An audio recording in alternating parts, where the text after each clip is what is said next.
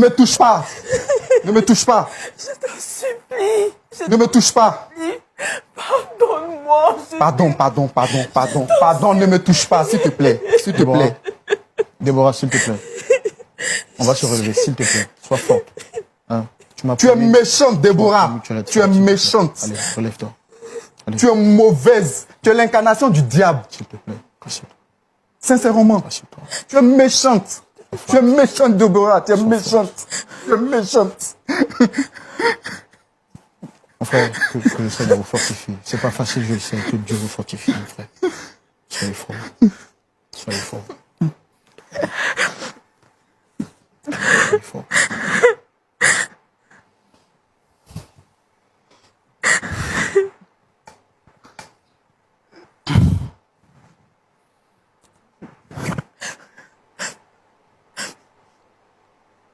Mon frère Rodrigue, je sais pas des mots qu'il faut pour vous parler dans cette situation, parce que je sais un peu ce que vous ressentez. J'ai eu à échanger avec la sœur Déborah qui m'a donné la primeur de l'information. J'ai écouté sa version des faits tout à l'heure. Vous avez dit que vous ne la connaissez pas. J'ai compris tout à l'heure que c'est l'expression d'une personne en colère. Vous venez de dire tout à l'heure qu'elle est méchante. C'est dire que vous la connaissez, il y a sûrement quelque chose qu'elle vous a fait. Qu'est-ce qui s'est passé réellement? Dites-nous. Bienvenue sur ma chaîne YouTube. Pour les nouveaux qui ne sont pas encore abonnés, abonnez-vous. J'ai que ça à dire. Pour les anciens, merci à vous infiniment. Comme je vous ai dit, ça ne va pas s'arrêter maintenant. Donc je vous remercierai tout le temps. Merci à vous, merci. Aujourd'hui, petite vidéo réaction. En fait, c'est la même émission que j'ai faite tout à l'heure. Enfin, je réagis sur la même émission. J'ai toujours pas le nom. Mais ça se passe toujours dans la même localité en Côte d'Ivoire. Ok? C'est une émission, on va dire, chrétienne. Le chroniqueur est pasteur et il y a un pasteur aussi dans le public. Donc, ils viennent exposer leurs problèmes. Et là, pour résumer cette histoire, elle est en plusieurs parties, mais moi, je vais essayer de la faire en une seule fois. C'est un couple, tout ce qu'il y a de normal. Il était un peu étudiant, donc il n'avait pas d'argent, c'est connu. Il a pris une femme, il voulait faire les choses bien. Il est chrétien, elle est chrétienne aussi. Jusqu'à là, j'ai envie de dire, normal. Ils sont ensemble jusqu'à... Ils veulent se marier. Et du jour au lendemain, plus de communication. Elle ne calcule plus, elle lui donne plus l'heure, elle a changé. Il essaie de raviver la flamme, lui demander qu'est-ce qu'il y a. Elle ne lui répond pas, ou elle est distante, ou elle trouve toujours un prétexte. Ouais.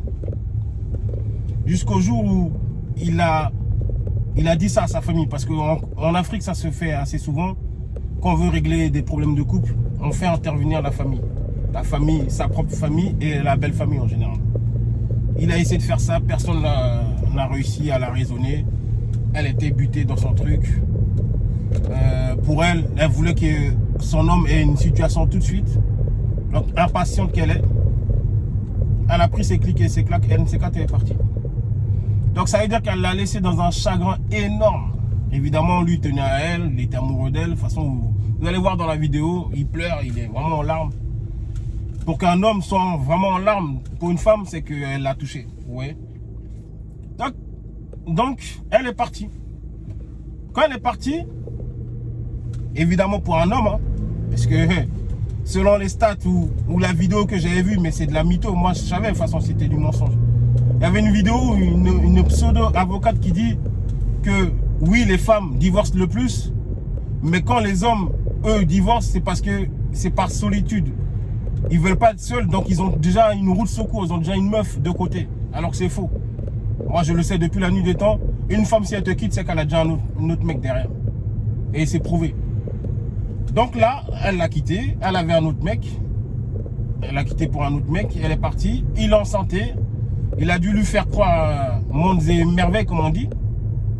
Maintenant, le gars lui il a réussi à faire ce qu'il voulait, c'est-à-dire il est enceinté, il l'a laissé comme ça, et c'est pas la meuf, elle revient sur le plateau justement pour lui demander pardon, que c'est lui l'homme de sa vie. Maintenant que lui il est bien dans sa vie, c'est lui l'homme de sa vie. C'est pas des foutaises ça. Il y en a trop comme ça. Il y en a trop comme ça. Et le mec, il est tellement dégoûté, heureusement, il a refusé. Et c'est ce qui est normal. Donc toi, tu vas faire la djandjou, tu vas faire le je sais pas quoi, et tu reviens, tu crois que le gars, il va te reprendre normal. Il y a trop de femmes qui croient que le pouvoir qu'elles ont en bas, là, entre les jambes, fait que tout le monde sera faillible ou sera faible devant ça. Non. Il y en a, ils vont avoir cette faiblesse. Mais c'est pas pour autant qu'ils vont vous reprendre. Hein. C'est pas pour autant qu'ils vont vous reprendre.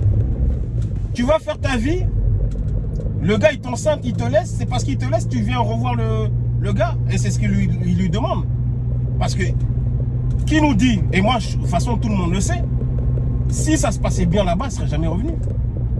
C'est comme l'histoire précédente que je vous ai dit, ma dernière vidéo avant celle-là. Si ça se passait bien, elle ne serait jamais revenue vers le mec. Vous voyez comment la femme est? Et moi je vous le dis, hein, dans mes discours, etc., moi je ne suis pas contre la femme. Je ne suis pas misogyne, j'ai pas le temps, comme je vous ai déjà dit. J'ai pas le temps. Mais vous voyez les horreurs qu'elles font. Et je dis pas que nous on est gentils dans l'histoire, hein. Attention, hein. Moi je l'ai toujours dit. Hein. On a nos part de responsabilité dans beaucoup d'histoires. Et souvent, oui, l'homme est le méchant. Oui, dans beaucoup de cas, oui. Ça, je peux le reconnaître, ça. Mais quand l'homme est gentil, là, essayez de le dire aussi, quand l'homme est gentil. On n'est pas tout le temps les méchants. Mais moi, je vous l'ai dit, le test de paternité, le jour où il va être légalisé en France, même partout, le divorce va être demandé par les hommes. Moi, je vous le dis, moi. Restez là. C'est parce qu'il n'est pas légal encore qu'on ne peut pas se permettre. Donc, dans cette histoire-là, le mec, il était peiné et il n'a pas repris, mais en tout cas, il est venu soi-disant s'excuser. Donc, tu reviens avec un marmot, tu as raté ton histoire extra-conjugale et tu veux que le gars il te pardonne. Pourquoi faire? Pour faire quoi? Essayez de vous revoir un peu, mesdames. Revoyez-vous. Souvent, vous avez des situations et vous êtes trop impatiente. En tout cas, c'était une petite réaction. Likez, partagez et abonnez-vous, c'est le plus important. Ok?